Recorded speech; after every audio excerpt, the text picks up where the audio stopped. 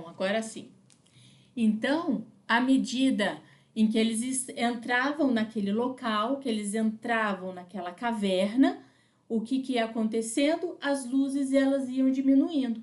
Então, isso para eles era uma novidade, né? Para ele e para o André Luiz e para o Vicente, era uma coisa assim muito diferente o que estava acontecendo. Eles não tinham aquele quadro habitual.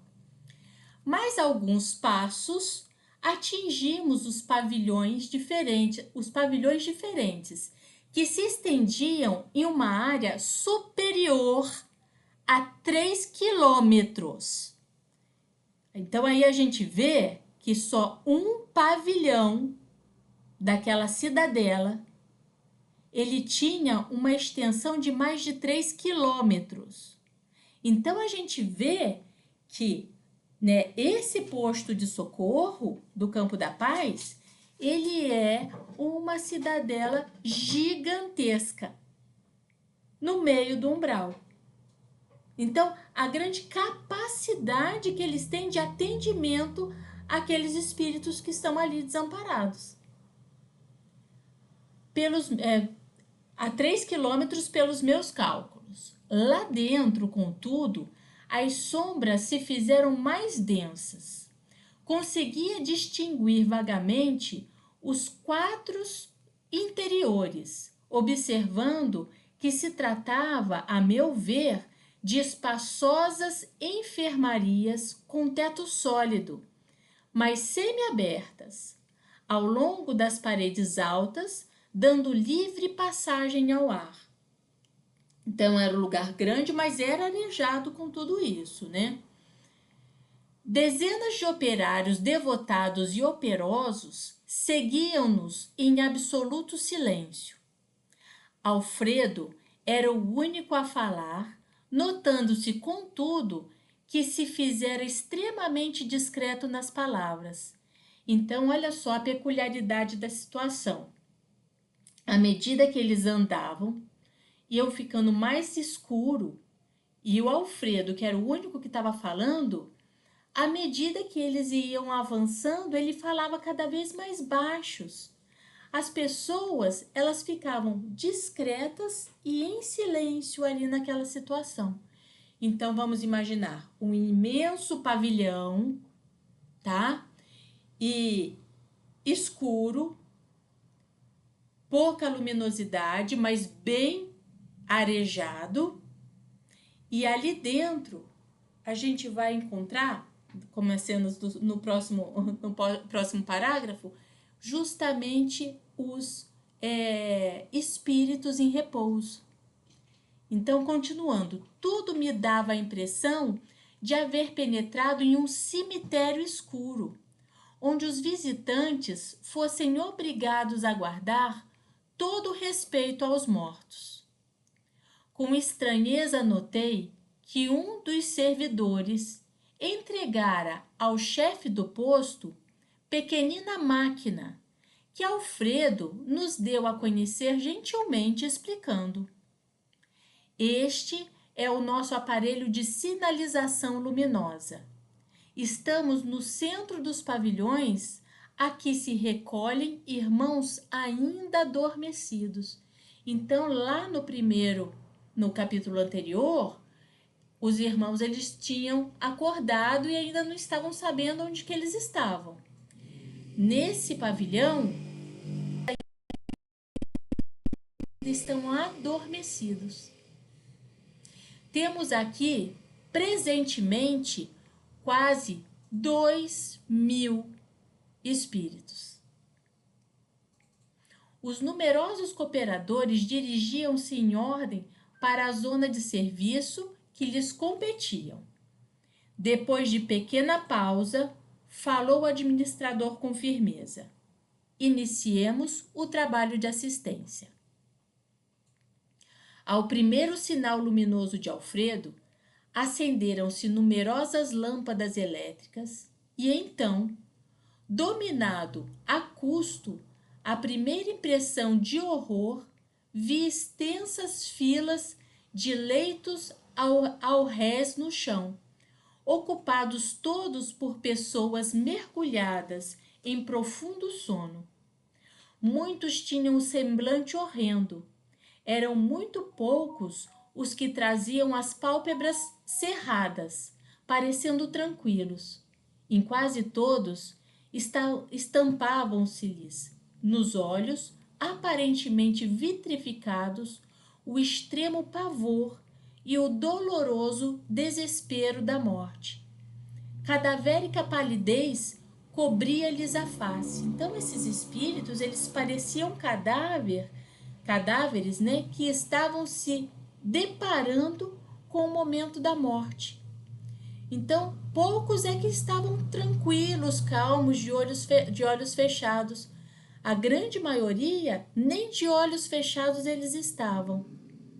E sempre com aquele olhar petrificado, aquela expressão endurecida, né? E por isso que eles ficavam no escuro, para até trazer uma certa tranquilidade a eles, porque eles estavam em um sono, mas de olhos abertos, olha só. Eles não tinham a percepção do seu ambiente ao redor. Recordando a literatura antiga, pensei nos velhos túmulos egípcios. Tínhamos diante de nós centenas de múmias perfeitas. Raríssimos pareciam dormir um sono natural. Eles tinham aquela aparência de múmia, paralisada, né? A grande maioria deles, eles estavam ruminando memórias do pavor, do medo, do pânico. Eles estavam fazendo o quê? Entrando em um looping de memórias não tão boas e provavelmente do momento da morte deles. Aproximando-se de nós outros, Alfredo falou a Aniceto em particular. Infelizmente, não podemos atender a todos. Por quê? Indagou o nosso orientador comovido. Estamos aguardando o pessoal adestrado. Tenho aqui a colaboração de 80 auxiliares para esse gênero de serviço. Olha só, gente. Quem atende esses espíritos são técnicos especializados para esse tipo de situação. Não são qualquer voluntário que eles têm, né? São pessoas que precisam estar especializadas para poder oferecer para esses espíritos que ainda não acordaram uma melhor passagem, um melhor despertar dentro do plano espiritual, para que eles possam entender essa passagem de que eles não estão mais encarnados, porque vivos todos estamos, né? Mas que eles não estão mais dentro da materialidade da carne. Então não é qualquer um. Eles precisam de gente especializadas para cuidar desse tipo de espíritos. E Alfredo, coitado, no momento, para quase 2.000 espíritos adormecidos, ele só tinha o quê? 80 técnicos para 2.000 pessoas. Então, realmente. Então, era essa a preocupação. Infelizmente, nós não podemos atender a todos. A gente tem que ir dando atenção a um pouquinho de cada vez. Entretanto, continuando, não pode cada qual atender a mais de 5 doentes de uma só vez. Então, vamos dizer, um enfermeiro para 5 pacientes. Não dá para atender mais do que isso, por quê? Porque senão eles não têm uma atenção necessária. Enquanto isso, o que eles fazem? Enquanto ele não tem pessoal suficiente, ele deixa esses espíritos adormecidos. Continuando. À vista disso, dos nossos 1980 abrigados, separei os 400 mais suscetíveis de próximo despertar, a fim de submetê-los a tratamento intensivo. Gente, olha só. Então, eles têm essa observação do todo naquela situação. E aqueles espíritos que eles veem que estão próximos de despertar, eles dão uma atenção mais direta. Olha só a misericórdia divina, gente. Todos aqueles espíritos que estavam ali, eles estavam sendo tratados. Todos aqueles que estavam ali dormindo, quase 2.000 espíritos que ainda não tiveram uma consciência da passagem, eles ficam ali dormindo e sendo tratados. Não interessa o que eles fizeram enquanto encarnados. Todos estão sendo tratados de forma igual. Acolhidos de forma igual. E como eles têm pouco pessoal para trabalhar naquele momento do despertar, eles mantêm aqueles que não estão ainda próximos do despertar, ainda dormindo, mas ainda assim continuam sendo tratados.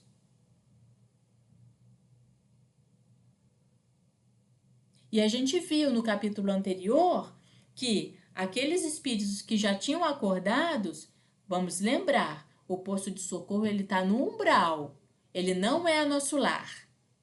Então nós vemos ali espíritos de todos os estágios de evolução. Só não estão ali aqueles espíritos que querem o quê? Que querem combater o bem, que querem destruir o local. Por isso eles têm aquela fortaleza inteira para impedir que esses espíritos entrem.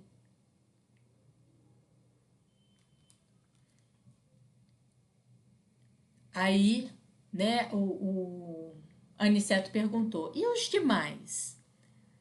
Recebem alimento e medicação mais densos uma vez por dia.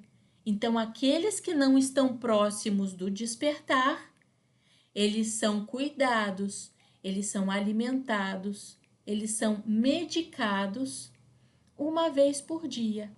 Alimentos e medicação mais densos. Por que mais densos? Porque eles ainda estão ligados no plano material. Então, era o mesmo tipo de alimentação que o André Luiz recebeu no nosso lar quando ele chegou. Que ele sentia fome. E aí dava aquela sopinha de água rala para ele. Porque ele ainda não tinha a percepção de que ele não precisava mais do alimento. Aniceto calou-se pensativo. Profundamente tocado pelo que via, inclinei-me instintivamente para o abrigado mais próximo, tentando examinar-lhe o estado fisiológico. Identifiquei o calor orgânico, a pulsação regular e os movimentos respiratórios, embora verificasse a extrema rigidez dos membros, como que mergulhados em imobilidade cataléptica. Eles estavam, então, aqueles espíritos ali, paralisados. Mas ainda numa forma materializada.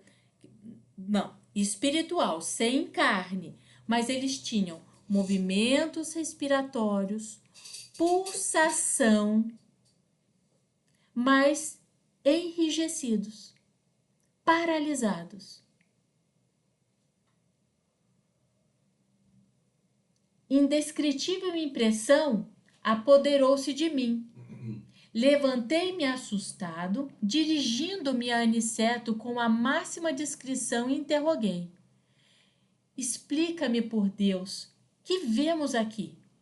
Estamos, acaso, na moradia da morte depois da morte? O instrutor sorriu complacente e explicou em voz quase imperceptível: sim, André, este sono é verdadeiramente avançada imagem da morte.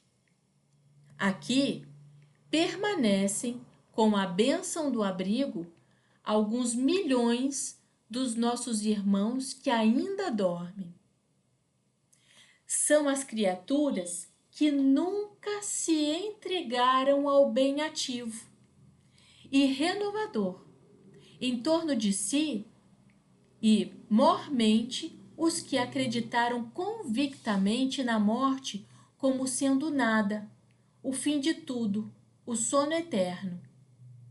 A crença na vida superior é a atividade incessante da alma. A ferrugem ataca a enxada ociosa, ou seja, quem estava ali eram aqueles espíritos que não acreditavam em nada e que ficavam naquela situação, naquele pensamento de que morreu, acabou. Os materialistas, deixa eu fazer tudo o que eu tenho que fazer aqui na Terra, porque essa é a única vida que eu tenho e eu vou usar de todos os prazeres que eu consigo. Porque depois disso aqui acabou, não tem mais nada mesmo, então e daí? Pelo menos eu vou aproveitar a vida. Então essas pessoas que, como ele fala, não se entregam ao bem ativo e renovador. Passaram pela vida, mas não viveram. Não viveram no amor de Deus, no intuito, né, de fazer o bem, no intuito de promover uma maturidade para o espírito, de entrar em conexão com o plano espiritual.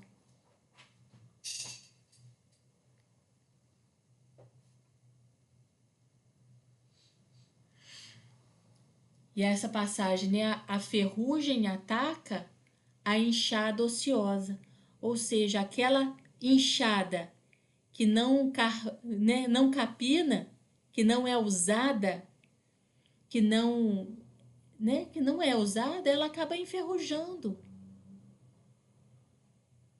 Ela não tem serventia. O entorpecimento invade o espírito vazio de ideal criador. Os que, nos círculos carnais, homens e mulheres, creem na vida eterna, ainda que não sejam fundamentalmente cristãos, estão desenvolvendo faculdades de movimentação espiritual e podem penetrar as esferas extraterrenas em estado animador, pelo menos quando a locomoção e juízo mais ou menos exatos.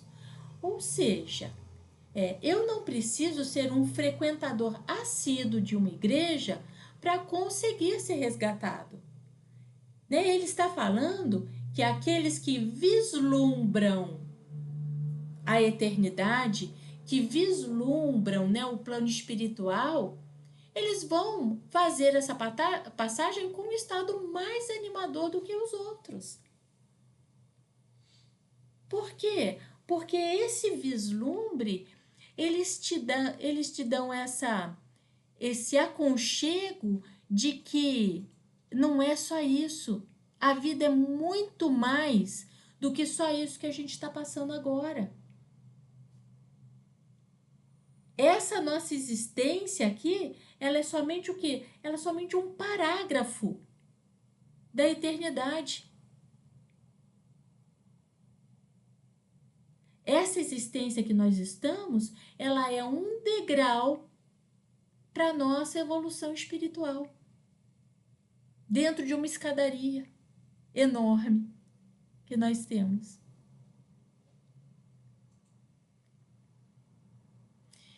Então, são aquelas pessoas que têm em mente, né, uma frase que eu costumo plagiar de Shakespeare, né, que existem muito mais mistérios entre o céu e a terra do que supõe a nossa vã filosofia. Só isso daqui é muito restrito, é muito pouco diante da eternidade. E nós não precisamos de uma religião para nos arraigar, para nos sustentar. A gente precisa, o quê?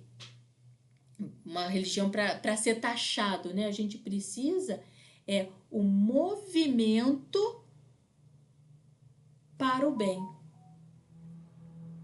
O movimento de fazer em prol da nossa evolução espiritual. E esse movimento é individual. Eu não posso me movimentar pelo outro. Esse movimento tem que fazer o quê? Tem que partir de mim. E aí, então, continuando, no entanto, as criaturas que perseveram em negação deliberada e absoluta, não obstante, por vezes, filiadas a cultos externos de atividade religiosa, que nada veem além da carne, nem desejam qualquer conhecimento espiritual, são verdadeiramente infelizes. Olha só, aqueles que estão, né, dentro de uma igreja, fazendo a sua pregação, levantando bandeira, às vezes eles estão muito mais vazios da espiritualidade do que aqueles que fazem o bem sem olhar a quem. Se conectam com o plano espiritual, independente da religião. Então, religião não salva ninguém. O que salva é o nosso movimento dentro daquela religião. É o nosso movimento tanto para o outro, para a ajuda ao próximo, como também no principal é o movimento que a gente faz, para dentro da gente.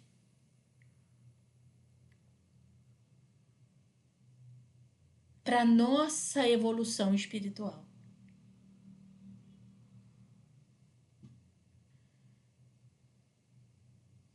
Muitos penetram nossas religiões de serviço como embriões de vida na câmara da natureza, sempre divina.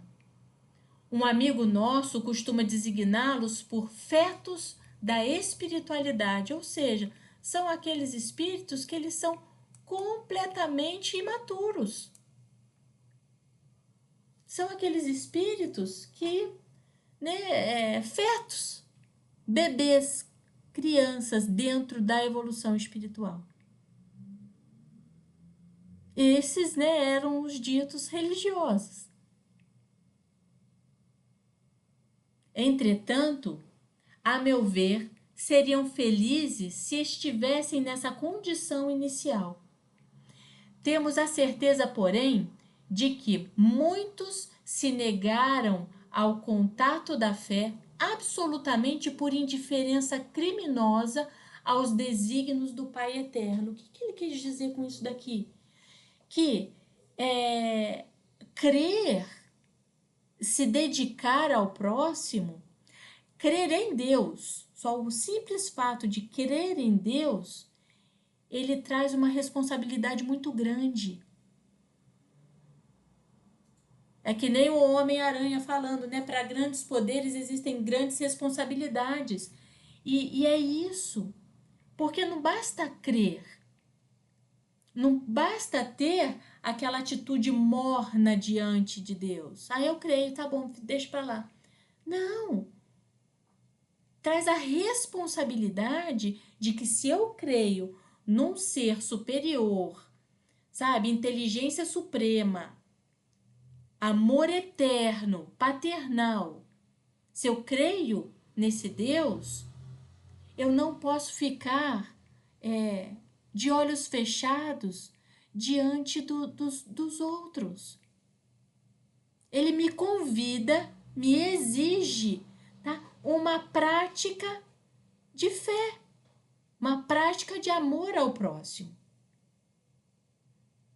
Então, o que ele diz aqui é que muitos eles se afastam de uma indiferença criminosa dos desígnios do Pai. Por quê? Porque eles não querem ter a responsabilidade de fazer o bem. E se eu não conheço, eu não tenho culpa. Se eu não vejo, então não existe. E assim tá tudo bem. Nos exime das responsabilidades.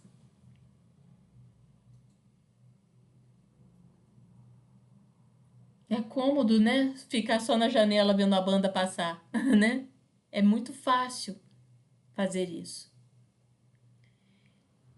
Dormem porque estão magnetizados pelas próprias concepções negativistas.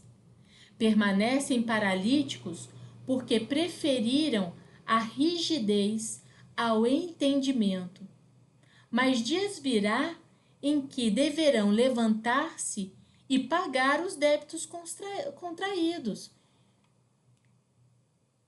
Eis porque os considero sofredores. Principalmente, demoram no sono em que acreditam mais tarde acordar. Primeiramente, demoram no sono em que acreditaram mais tarde acordam. Porém, a maioria não pode fugir à enfermidade e à perturbação, como acontece aos irmãos dementados que vimos ainda há pouco. Eles vão acordar, né, mentalmente o quê? Adoecidos. Então, esses que estão nesse sono aí, paralítico, eles não estão de coitadinhos, não. Eles chamam eles de sofredores, por quê? Porque no momento em que eles acordarem, eles vão ter que se deparar com a realidade que eles não quiseram olhar a vida inteira. Então, eles vão se deparar, né? Eles vão ter que começar o momento da colheita. Porque até então, enquanto encarnados, eles estavam no plantio. E é lei divina, não é castigo, né? É a lei divina, a gente só colhe aquilo que a gente planta. Então, eles vão receber, né? Vão passar por aquilo que eles mesmos, né, acreditavam. Quiseram acreditar durante a existência encarnados. É uma forma, né? De qualquer forma, é uma forma de espiar, né, os débitos, né, cometidos. Nós ainda estamos num mundo de provas e expiações. Então, eles vão expiar aqueles débitos cometidos. Grande o meu assombro. Como Vicente se aproxima-se também para ouvi-lo, falou Aniceto, esclarecendo a nós ambos. A fé sincera é ginástica do espírito. Quem não a exercitar de algum modo na terra, preferindo deliberadamente a negação injustificável, encontrar-se-á mais tarde em movimento. Semelhantes criaturas necessitam de sono, de profundo repouso, até que despertem para o exame das responsabilidades que a vida traduz. Ou seja, né, a lei de causa e efeito. Observando que o nosso orientador se esquivava a comentários longos, para que pudéssemos seguir mais de perto os trabalhos de assistência, calei as muitas indagações que me escaldavam a mente. A mente de André Luiz sempre questionadora, né? Ele queria perguntar mais ainda, mas como Aniceto já direcionou, vamos prestar atenção no que está acontecendo e você fica quietinho aí no seu canto. Então ele se calou também, mas a cabeça borbulhando tantas indagações que ele queria fazer. Com exceção de algumas senhoras que permaneciam junto de Ismália, todos os servidores se mantinham em posição de vigilância, ao pé de grupos mumificados. A luz artificial iluminava os leitos que se perdiam de vista, mas observei que nenhum dos albergados reagia à intensa claridade que se fizera. Continuavam rígidos, cadavéricos, prostrados. Ou seja, eles não recebiam o tratamento, não percebiam, o tratamento que estavam recebendo. Eles estavam ali como estátuas. Eles não percebiam nada que estava acontecendo ao redor. Por quê? Porque eles estavam envolvidos no looping mental. Nos últimos pensamentos dessa passagem que eles tiveram. Ou até mesmo relembrando momentos, de vida que foram assim importantes para eles, mas importantes no sentido não de coisa boa, porque senão eles não estavam com essas caras horrorosas, como André Luiz disse. Mas os momentos em que, lembra que a gente está no umbral, quem faz justamente o nosso umbral é a nossa mente, são aquelas coisas que nós, enquanto seres espirituais, nos condenamos. Então era justamente esse looping que eles ficavam ali dentro. Aqueles pensamentos de autoacusação, autopunição. É nesse looping que eles ficavam se envolvidos.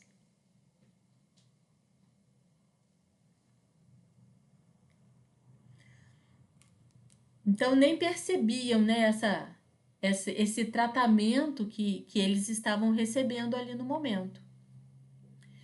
Notei então que a Alfredo começou a mover o aparelho de sinalização para emitir as ordens de serviço. Cada sinal determinava operação diferente.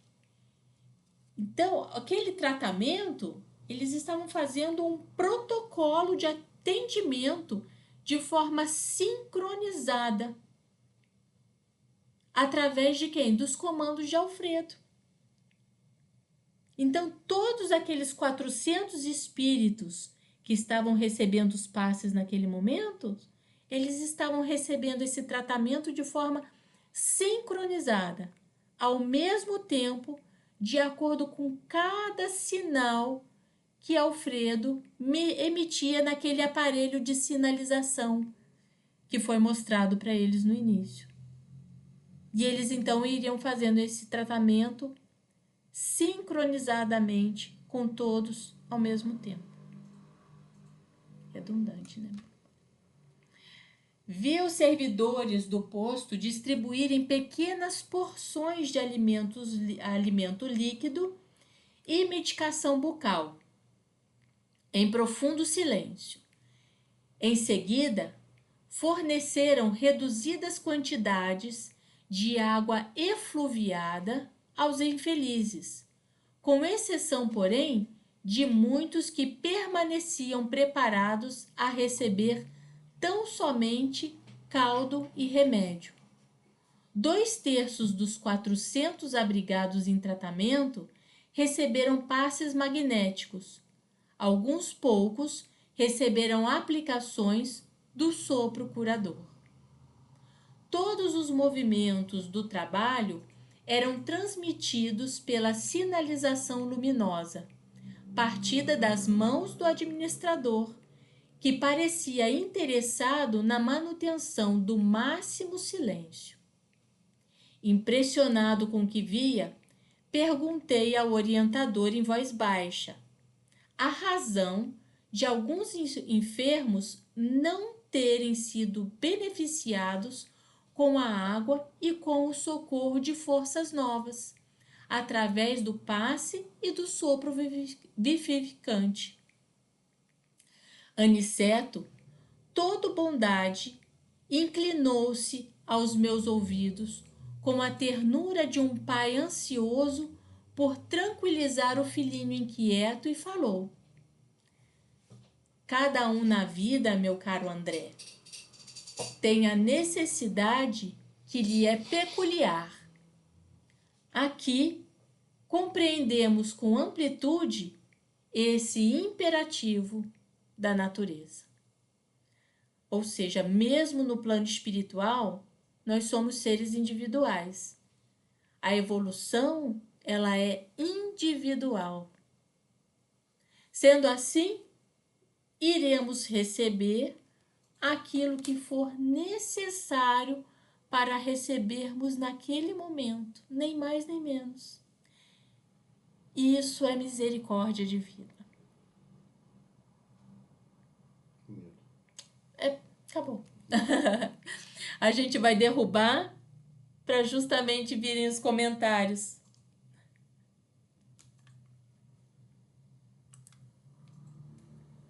Eu explico o que eu fiz, tá? Tá. Não vai acontecer mais, mas é a configuração da quando você ligou o HDMI. Foi a forma de... Não, porque ele aciona já o HMD, entendeu? Uhum. E você tem que mudar a configuração no som para ser microfone. Ah, tá.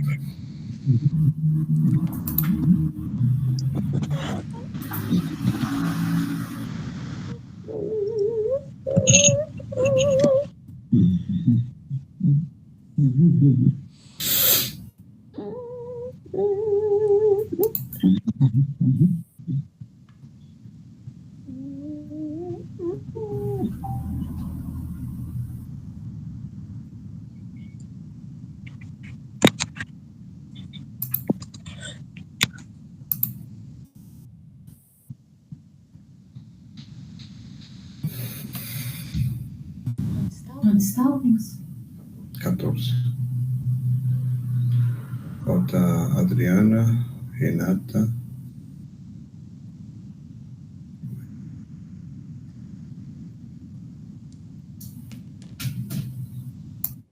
Sueli, que chegou agora.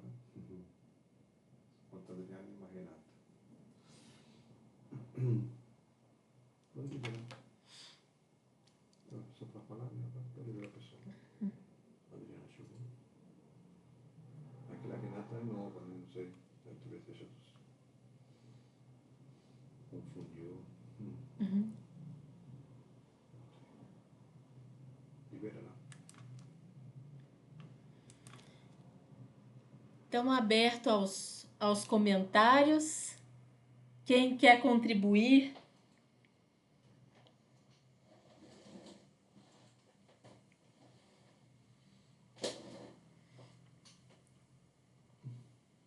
A Shirley. Por favor, Shirley. Muito lindo, né? Jeito como ele fala. E o capítulo, cada capítulo, né, traz uma riqueza de detalhe do local, né? Aí, por um instante, até achei assim, nossa, parece uma Cracolândia, mas depois não, né? Porque eles estavam, né, todos adormecidos, todos ainda, né, sem saber onde é que estavam, tal. E achei muito interessante. E a gente vê, né, o André Luiz, assim, sempre curioso, sempre, assim, querendo aprender o que está acontecendo, né? É muito bom, gostei. É isso. Ainda bem que ele é curioso, né? Porque assim ele mata a nossa curiosidade também. Também, é Senão não verdade. haveria série André Luiz. É, é. E cada vez, assim, que você vai lendo, eu já fico imaginando, ei, o que vai acontecer? O que vai acontecer? Imagina ele lá vendo, vivenciando. Pois é. Pode falar, Sueli.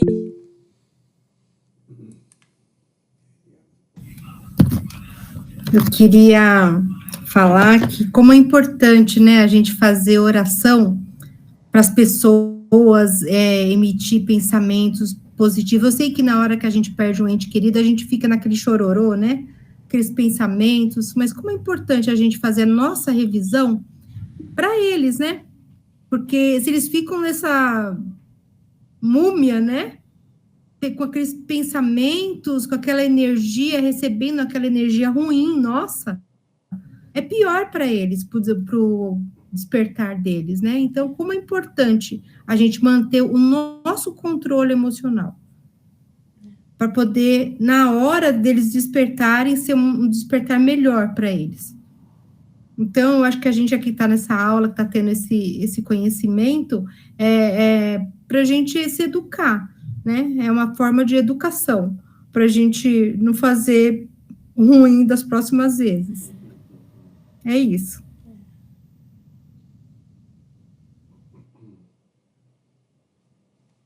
Eliana. Eliana, pode falar.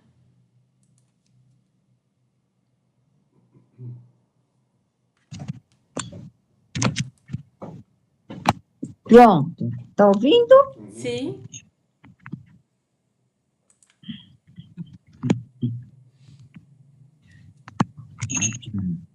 Oi, tá dando para ouvir? Tá sim. Não tá ouvindo? É que eu tô com. Tá dando pra ouvir sim, Eliana. Eu tava com o É que eu microfone apertei fechado. aqui, acho que eu errei. Não, pode falar que estamos ouvindo, Eliana. Tá, é o seguinte, eu só quero esclarecer, eu não sei, acho que eu perdi o bonde andando. Como é feita essa triagem do pessoal que está lá no umbral, e só alguns são socorridos, mesmo ficando dormentes lá, porque no umbral tem milhões e milhões de pessoas. São eles que pedem para ser resgatados, e como não tem condição de trabalhar com todos, aí eles ficam adormecidos, é isso? Você quer que eu fale? Vai falar mais pra frente como que eles chegam lá. Eu acho que até no próximo capítulo isso vai acontecer. Porque o Poço da Paz, ele é um posto de socorro, tá? Então, a forma em que eles são recolhidos do umbral, muitas das vezes, é através justamente daqueles espíritos protetores daqueles desencarnados. Assim como tinha, né, André Luiz, que estava no umbral, que tinha, como que era o nome dele mesmo, que estava sempre com ele? Que tinha um protetor a pedido da mãe de André Luiz, que era um espírito que já estava no mundo superior, mais evoluído, né? Então, a pedido da mãe de André Luiz, ele tinha esse espírito protetor que fez o resgate dele no umbral. Então, muitos desses espíritos que estão lá são espíritos que são levados por esses espíritos protetores. por esses anjos da guarda, vamos dizer assim. Tá? Vai falar no próximo capítulo, se eu não me engano, é no próximo capítulo que fala isso. É isso E que eu ia assim perguntar, como... Oi? que a mãe pediu, né? E o anjo da guarda que a gente tem, aquele espírito protetor que a gente tem enquanto encarnados. Quando a gente vai para o plano espiritual, ele sai de perto da gente e entra outro? Como é que é? Porque eu Não. entendi que a mãe do André Luiz pediu para resgatá-lo. É porque no primeiro livro, né, a gente viu que a mãe de André Luiz, ela era um espírito mais evoluído. Então, ela não vivia em nosso lar. Mas era a mãe de André Luiz estava sempre pedindo por intercessão de André Luiz, que estava no umbral, e também pelo pai de André Luiz, que estava ainda num plano mais inferior ainda do que André Luiz. Entendeu? Tanto é que depois, no finalzinho do livro passado, se você tiver a possibilidade, Liana, veja os vídeos do Haroldo, da série do Nosso Lar. Né? Veja os vídeos, que ele vai fazendo assim, como a gente está fazendo, capítulo por capítulo, e vai comentando esse livro. Então, ele explica justamente essa parte da mãe de André Luiz, que está num plano superior. Então, esse anjo da guarda que a gente tem, que é um espírito protetor, eles continuam com a gente. No caso de André Luiz, era o Clarencio. Né? Era o Clarencio, que foi quem o resgatou junto com Lísias também foi junto, né? Para levar para o nosso lar. Então, André Luiz, ele não passou pelo posto da paz. André Luiz, ele foi, assim, um privilegiado, porque ele foi direto para o nosso lar. Em Campo da Paz, nós temos ainda espíritos inferiores, porque ele está lá dentro do umbral.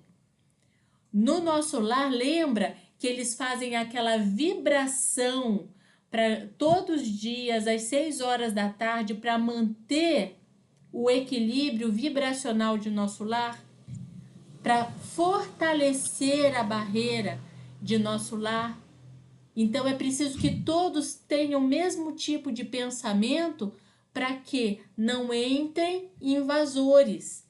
A forma deles protegerem nosso lar é diferente da forma que o Campo da Paz protege.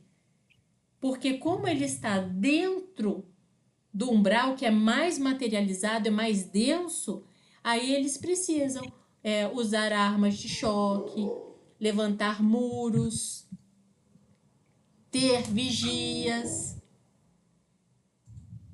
Então, aqueles espíritos que estão ali dentro, e a gente vê um pavilhão, um dos pavilhões, 3 quilômetros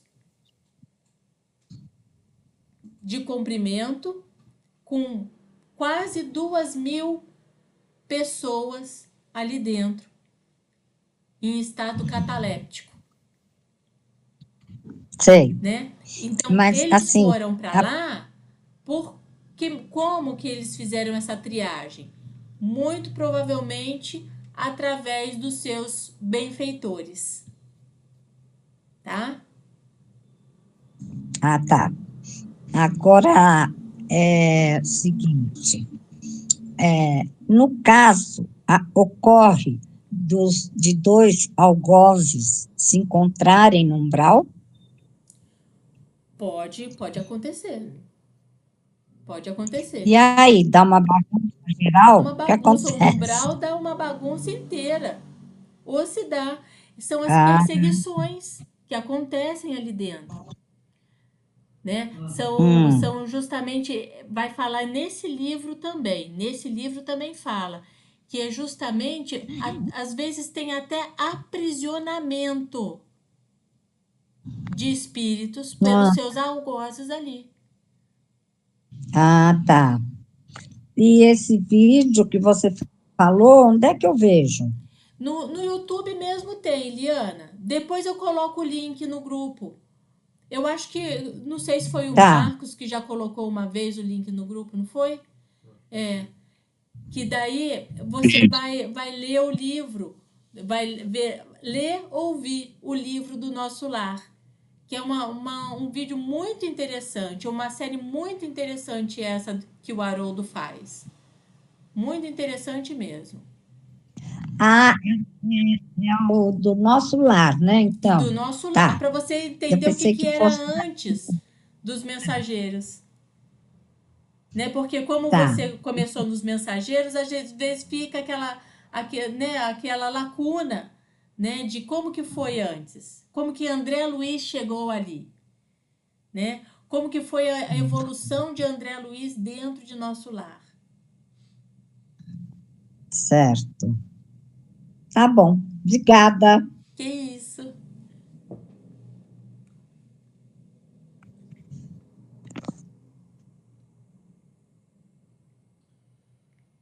Quando eu li esse livro pela primeira vez,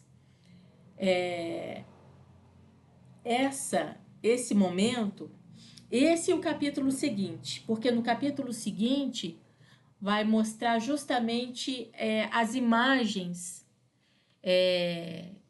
daquelas pessoas que estão ali deitadas, o que elas estão vendo, né?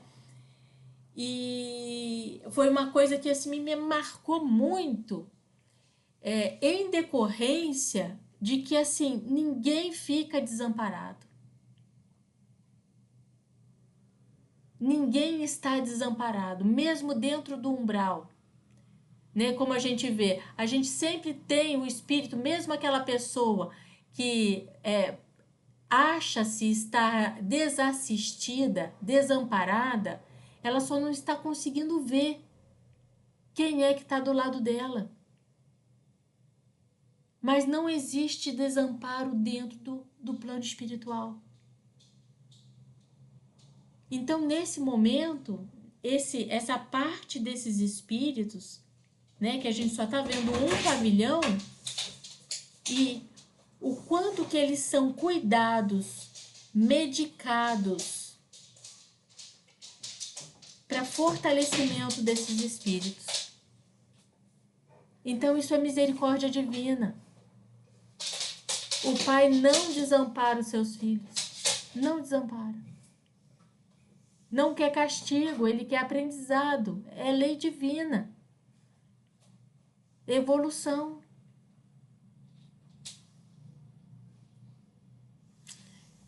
Mais alguém quer colaborar? O Marcos está com cara de que quer colaborar aí, hein? Eu acho que, na verdade, assim, né, Eduardo, completando até o que você acabou de falar, acho que o nosso processo de evolução que vai contribuir para que a gente tenha esclarecimento e entendimento para que a gente possa sair dessa situação no umbral, né? Por exemplo, o tempo ali que a pessoa, ele fica ali, a gente percebe que quando você tem alguns livros ou alguns relatos, é o tempo que o próprio espírito tem de realmente entender, de aceitação. O plano espiritual está sempre ali para ajudar, né? Depende dele aceitar essa ajuda, o momento que ele está preparado para receber essa ajuda, né? Acho que até então esses espíritos que estão aí nesse estado cataléptico, acho que trazendo assim para o plano material, acho que seria mais ou menos quando você tem um paciente, por exemplo, você médica pode falar melhor, né? Que às vezes é necessário colocar esse paciente em coma, por exemplo, induzir ele ao coma, né? Porque às vezes o estado dele é tão inaceitável da realidade dele, que ele precisa desse momento para poder evoluir a ponto de entender o que ele tá acontecendo com ele ali, né? Ele está tão preso ainda na matéria ou nas lembranças que ele viveu, que ele não tem essa evolução suficiente para entender o que está acontecendo naquele momento, né? É isso aí.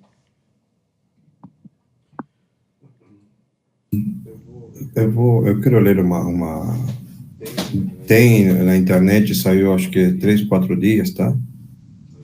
Mais ou menos, uma carta psicografada que parece, né, segundo, em vários lugares falam a mesma coisa, tá? Do Guilherme de Pádua. Lembra quem que é, né? Rapaz que, né, matou a menina a Daniela, não lembro o sobrenome dela. Pérez. Pérez, isso. Então, a carta diz assim, vou ler a carta porque, para a gente entender não, como vem a somar a tudo aquilo que estamos falando sobre esse livro, né, agora. O crime que eu cometi nunca saiu do meu pensamento. Mesmo quando meus lábios ensaiavam palavras de arrependimento, minha mente me perturbava durante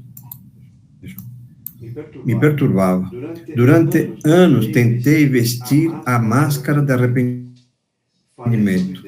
Falei sobre Deus, sobre fé, mas algo que nem mesmo o tempo consegue silenciar é a dor de ter apagado uma vida inocente, diz a carta. Cada vez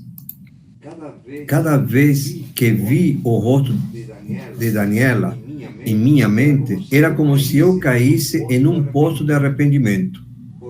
O remorso me rondava nas madrugadas e por mais que tentasse seguir em frente, algo sempre me puxava de volta para aquele instante, aquele momento terrível, diz. No momento em que deixei o corpo físico, não houve paz, mas sim um mergulho brusco no vazio. Fui exposto a tudo que eu causei. A ficha caiu de vez.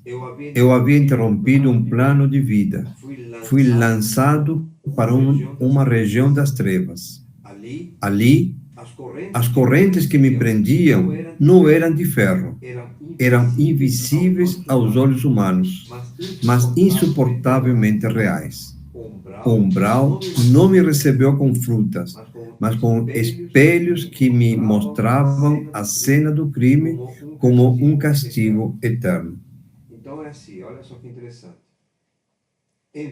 assim, olha só que interessante. Em vida, não saía da cabeça dele aquele momento. E ele desencarna e mantém o mesmo padrão de pensamento. E não consegue sair desse ciclo, desse looping, né? No caso que alguns desses espíritos estão aqui, desses 2000, né, que estão aí nessa ala, eles mantêm esse padrão de pensamento e não conseguem sair. Então, imagina esse menino aqui, né? Ou esse círculo vicioso tão forte. Porque mesmo quando ele, né, se tornou pastor, né, e tudo mais, quando estava na prisão, mesmo assim, ele não saiu desse looping, dessa imagem, que levou, inclusive, né, levou essa mesma imagem lá para, que está presa, né, como ele fala, as correntes que me prendem não eram de ferro, mas é a mesma coisa. Ficou preso a esses pensamentos, né, a tudo que ele levou com ele.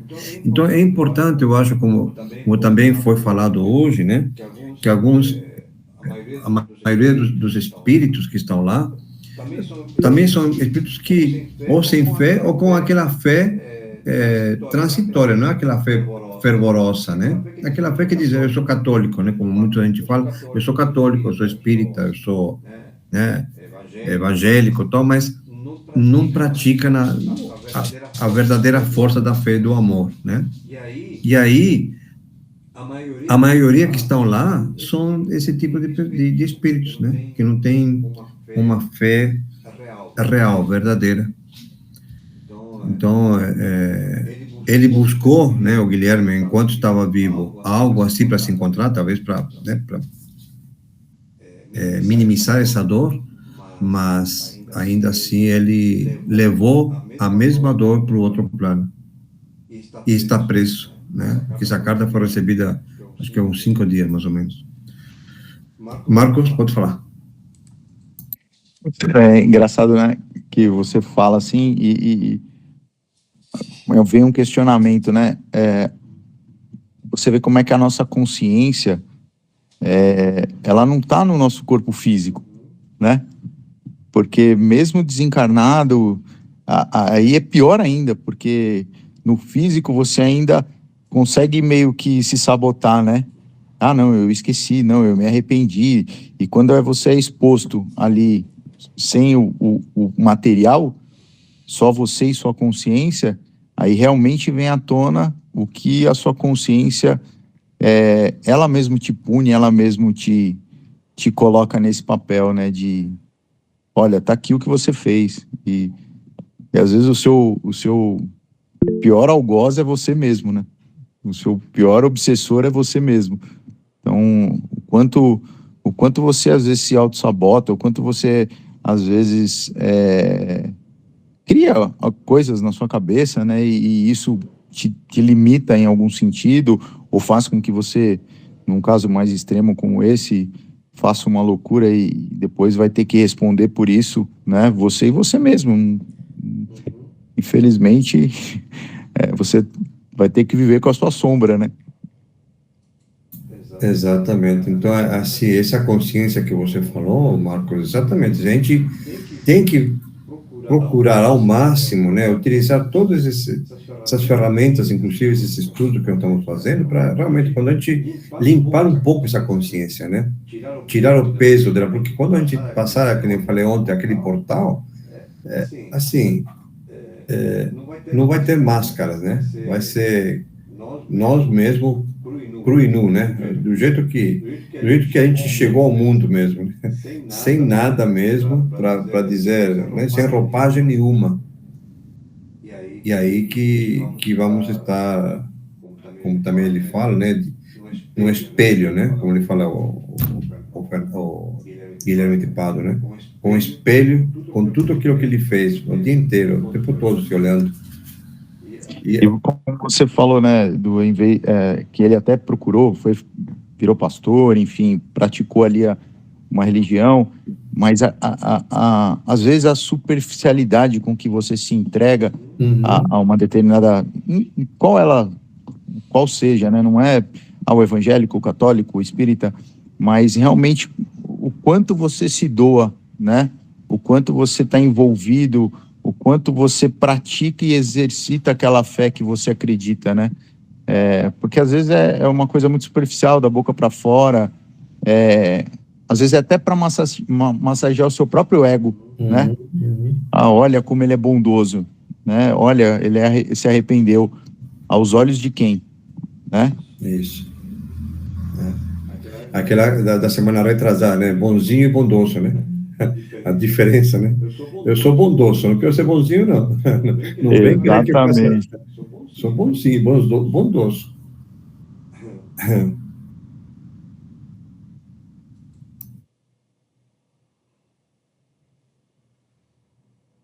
Se não tiver mais ninguém, então o Sérgio vai fazer o encerramento.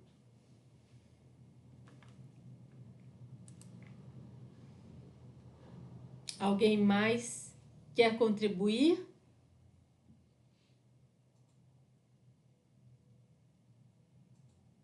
Então, Sérgio, pode fazer o encerramento? Posso? Eu vou ler o livro do Divaldo, Jesus e Nós. Eu escolhi aqui para hoje a página de encorajamento. Vamos agradecer pelo esse tempo que passamos juntos, formando mais um conhecimento, que nós tenhamos um excelente final de semana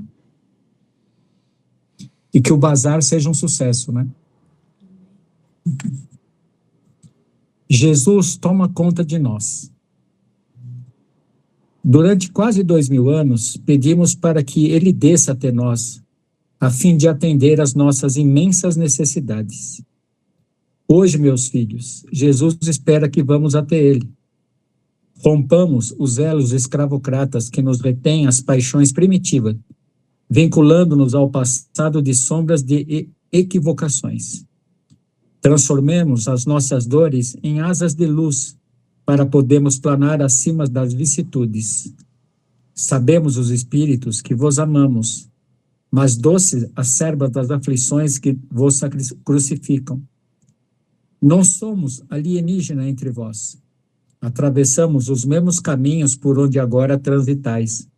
Conhecemos as ciladas da sombra, as dificuldades da vereda, mas não podemos recomendar outra trajetória senão aquela que foi percorrida pelo mártir de Gólgota, seguida pelo apóstolo de Assis.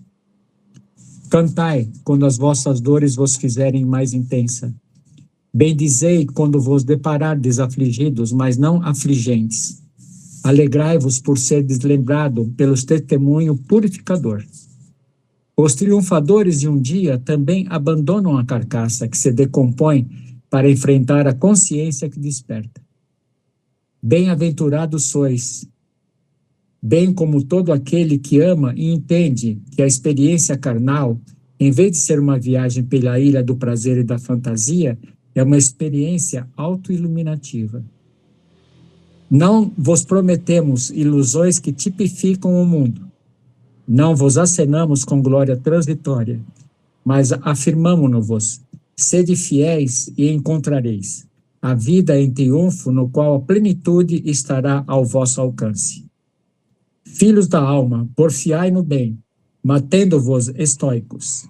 Iluminai o lado sombra que teima em predominar, e cantando um hino a Jesus, dizei que sois instrumento para a sua vontade, a fim de restaurar na terra a primado do Espírito, alterando as estruturas do planeta nesse momento e que anuncia a Era Nova, que se caracterizará do começo pelas grandes transformações. Tende bom ânimo, vós que sofreis, mantendo a coragem, vós que amais, e dando as mãos, avancemos. Jesus espera-nos, que Ele nos abençoe, nos guarde e nos dê a sua paz. São os votos do servidor humílimo e paternal de sempre, Bezerra de Menezes.